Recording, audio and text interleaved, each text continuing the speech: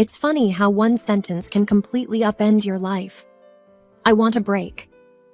Those 4 words from my husband, Mark, started me on a roller coaster journey that I could never have anticipated.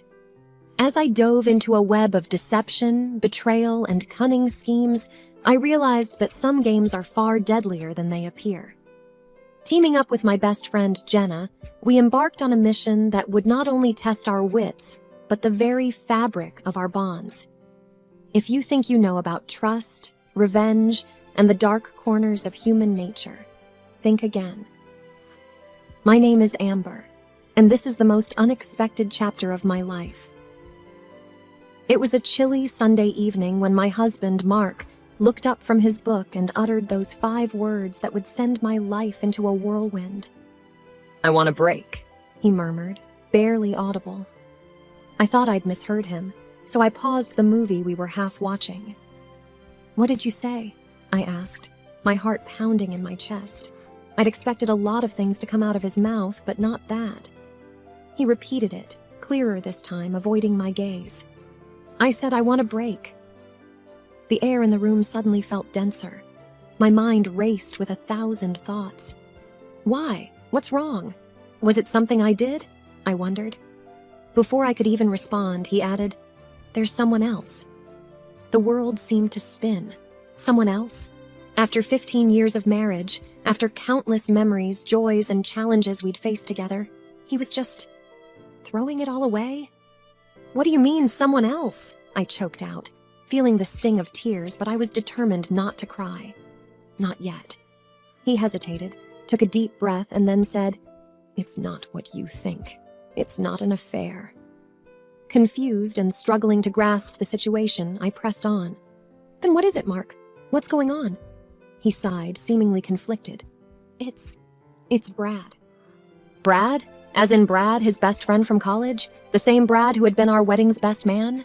The one who'd come over for barbecues, birthdays, and every Super Bowl Sunday?" My brain refused to connect the dots. "Brad? What does he have to do with any of this?" I asked, my voice shaking. Mark hesitated again, rubbing his temples. He approached me with an offer, an investment opportunity. It's high risk, but the rewards could set us up for life. I've taken our savings and invested them. Everything. I didn't want to tell you until I was sure it would pay off. I felt like the floor had disappeared beneath me. All our savings, the money we'd worked so hard for, our dreams of traveling, of securing a future for our kids, it was all gone. "And you need a break because," I pressed. "I'm scared," he admitted. "If it fails, I've ruined our future. I needed some time to see it through without the pressure of explaining daily updates. I thought it would be easier for both of us." I took a moment to absorb everything. The betrayal was immense, not just from Mark, but from Brad, too. My world had been turned upside down, and I was left reeling, not knowing where to turn. Then a thought crossed my mind. How can I be sure this isn't a scheme? That Brad isn't taking advantage of you? Mark looked pained. "I trust him," he said simply. "That's what you said about us," I retorted bitterly.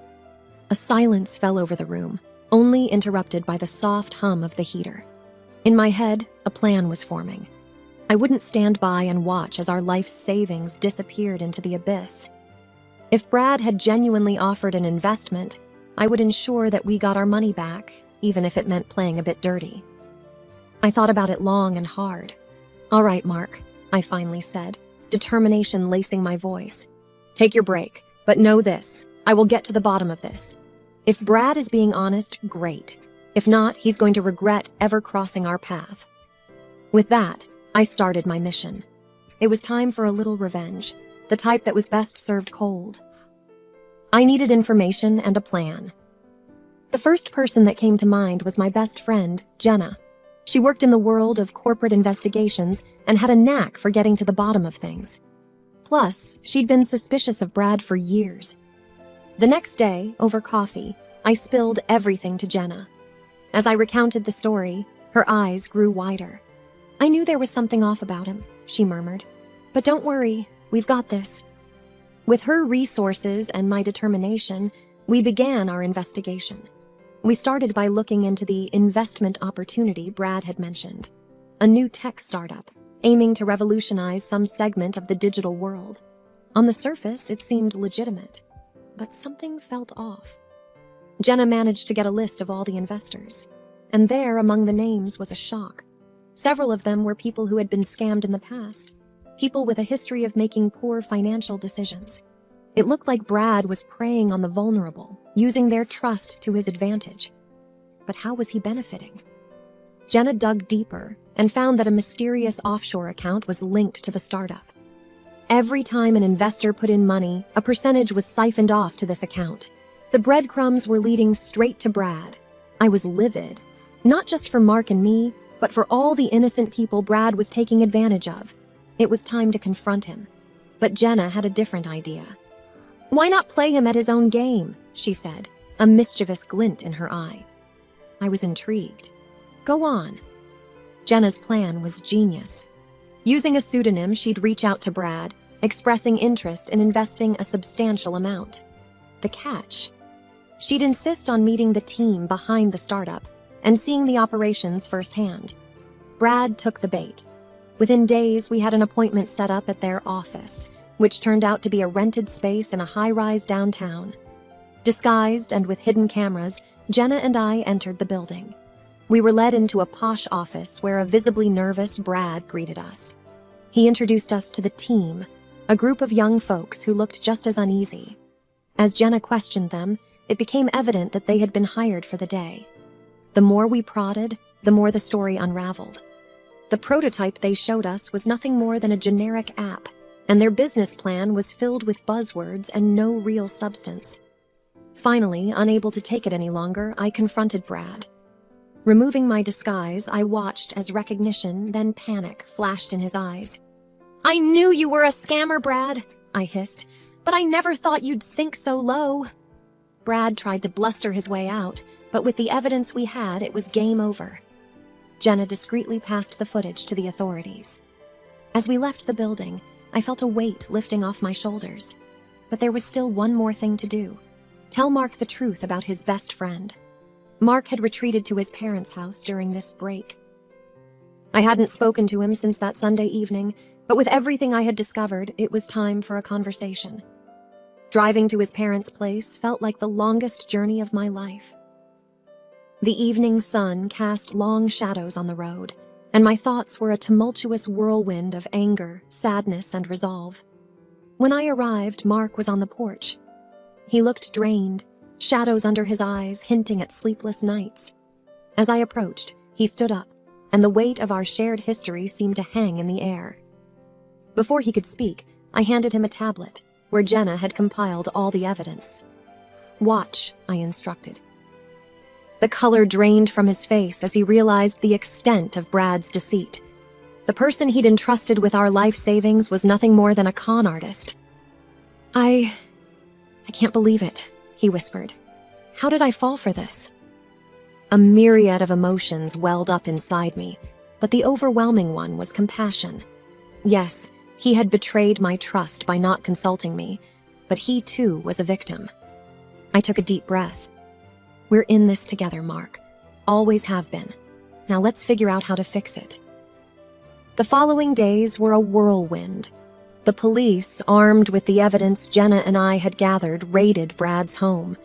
They found stacks of cash, falsified documents, and enough evidence to put him behind bars for a long time. The media caught wind of the story, dubbing Brad the trust betrayer. As for the other investors, they were grateful for my efforts in exposing the scam. Many had invested even more than Mark and were facing financial ruin. Together, we started a support group, navigating the legal quagmire and helping each other cope with the emotional fallout. The courts froze Brad's assets, and while it was a lengthy process, most of the investors got a portion of their money back. It wasn't everything, but it was a start. Mark and I, amidst all the chaos, started couples therapy. We delved into the issues that had led to that fateful decision, and slowly, the chasm between us began to close. Trust, once broken, is hard to mend, but we were both determined to rebuild. Just as life seemed to be finding some semblance of normality, there was a twist I hadn't seen coming. I received an anonymous letter in the mail. The handwriting was unfamiliar and shaky, but the message was clear. You think you've won, but this is just the beginning. Brad was a pawn in a bigger game. Be careful, or you might just lose everything. A cold shiver ran down my spine. Was this some cruel joke, or was there more to Brad's scheme than met the eye? I immediately called Jenna. We missed something, I said tersely. Over the next few days, Jenna and I dove deeper. Brad had been in contact with someone codenamed the Puppeteer. Through encrypted emails, they had communicated extensively. The Puppeteer was the brains behind the operation, while Brad was just the face of the scam. The more we dug, the darker things became. The Puppeteer was linked to various shady dealings worldwide. They had a reputation for being elusive and had never been caught. But why target me with that letter? It didn't make sense until Jenna made a shocking discovery. Remember that night at the high-rise when we confronted Brad? She asked. I nodded. Well, there was someone else there, watching. Jenna showed me the footage from our hidden cameras. In the background, almost obscured by shadows, was a figure observing our confrontation. They left just before the police arrived. The realization was terrifying. The Puppeteer had been close, watching every move. They knew who I was and where I lived. I think they're threatened by you, Jenna mused. You managed to disrupt one of their biggest schemes. They're scared. But I didn't feel powerful or triumphant. I felt exposed and vulnerable. With Jenna's contacts, we heightened our security. Cameras, alarms, and even a personal security detail. I felt like I was in a thriller movie, but this was no fiction. My life, and that of my family, was at stake. Then, a breakthrough. One of Jenna's contacts in the tech world managed to trace a transaction back to the Puppeteer. It was a tiny slip on their part, but it was all we needed. We discovered their real identity. Clara Bennett, a former Wall Street genius who had turned rogue after a personal tragedy. With her intelligence and resources, she'd masterminded various schemes, defrauding innocent people of millions. Confronting her wouldn't be easy. She was careful, always 2 steps ahead, but Jenna had a plan. Jenna's plan was audacious. It involved playing Clara at her own game, using deceit and strategy. The only way to catch a snake is to become one, Jenna said cryptically. We started by leaking fake information about a supposed multi-million-dollar investment opportunity. The bait was designed to be irresistible to Clara, a tech innovation that promised to disrupt the entire industry. Jenna had connections with a couple of actors who posed as the inventors, giving interviews and showcasing their invention. Sure enough, within days, we got a bite. An anonymous offer came in to buy out the technology. We arranged a meeting to discuss the deal. Given Clara's caution, we knew she'd send a representative, but we were prepared. The meeting was set in a lavish penthouse suite, wired with hidden cameras and microphones. I posed as the assistant to the inventors, while Jenna stayed behind the scenes, coordinating with our security team. A sharp-looking woman in her 30s, undoubtedly Clara's right hand, arrived to negotiate. She was skeptical and shrewd, asking detailed questions about the tech. Our actor friends played their part to perfection, convincing her of the opportunity. After hours of negotiation, we had a signed contract, and most importantly, a direct line of communication to Clara. The representative made a call right there, discussing terms and the significant numbers involved. Using voice recognition software, we confirmed our suspicion. Clara Bennett was on the other line. Over the next few days, we staged a series of accidents, causing delays and increasing the pressure on Clara.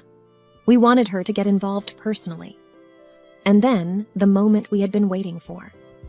Clara requested a face-to-face meeting. She wanted to see the tech herself and finalize the deal. The location was a secluded mansion, one of Clara's many hideouts.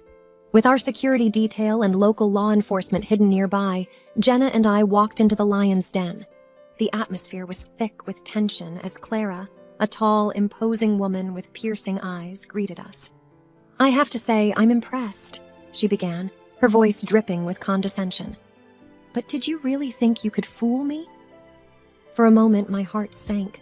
Had she seen through our ruse? But then Jenna stepped forward, pulling out the signed contract. Actually, Clara, we did. The room erupted into chaos. Clara's guards tried to intervene, but they were no match for our team. Within minutes, Clara was in cuffs, the weight of her many crimes finally catching up to her. The aftermath was intense. The media went wild over the story of Clara Bennett's capture. Mark and I appeared on numerous talk shows telling our tale. Our bond, which had been so strained, grew stronger than ever. The threat of Clara and her schemes was finally over.